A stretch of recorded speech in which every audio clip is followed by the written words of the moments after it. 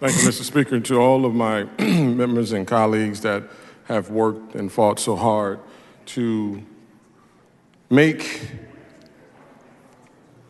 education of higher institutions a better place. I don't think that we've done that today. Calling or saying DEI is something that it is not, is why we are here today.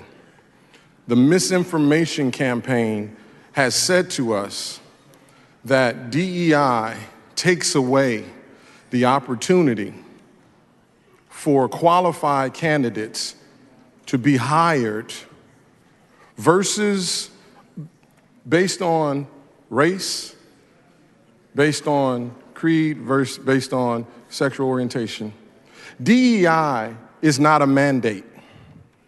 The department itself simply offers the opportunity for people in this state to have a better understanding of the institution that it is saying that we are inclusive. You are welcome.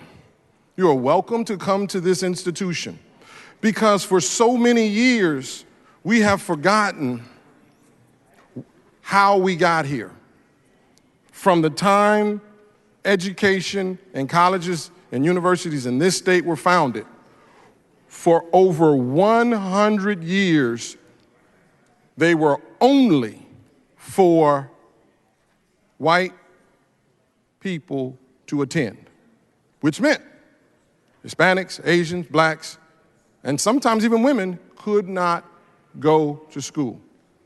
Only for the last 40, 45 years have we been inclusive. And there's still problems. There are some of you in this room that have tasted segregation. And while you saw it, but for those that had to live it, it's a lot different. And we're pretending as if everything is all good now. Everything is all better. We're saying we're looking for opportunities for everybody to have an equal and fair playing field.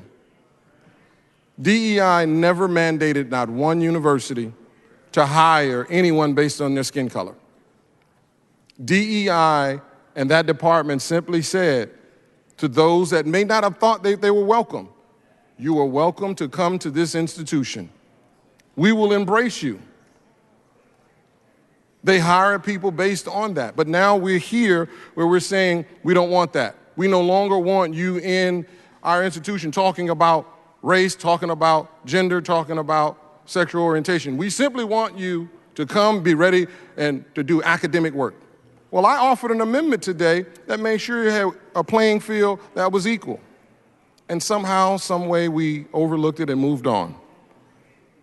I'm saddened by the fact that while we do understand one another and we can talk and we have dialogue and we get to a point where we say, I do understand you, but we still simply ignore one another and move on because we're worried about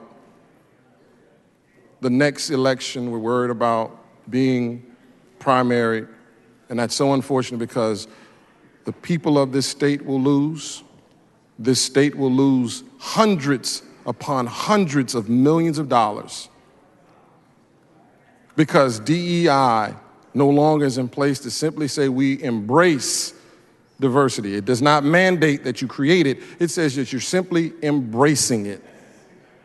That's what DEI is. It simply says to those that may be hearing impaired that we will put subtitles so that you could see. That is what DEI is about. It simply says that when you are in a wheelchair, that we will create a ramp so that you can be included, so that you feel welcome to come to our institution. That's what DEI is for the visually impaired. That, when you create Braille, that is what it's for. Has nothing to do with race, but we keep talking about race. But we're forgetting who we're hurting, because it also says to the people with disabilities, You are welcome to come to our institution. We welcome your mind, we welcome your spirit, we welcome your everything about. So while we're sitting here and we have gotten the misinformation, then it's time that you get the real information. Remember, doing this will hurt this state by the tune of hundreds of millions of dollars to your institutions. And I hope at some point that we wake up and realize that the votes that we take simply because somebody asks us to can hurt the ones that we truly love.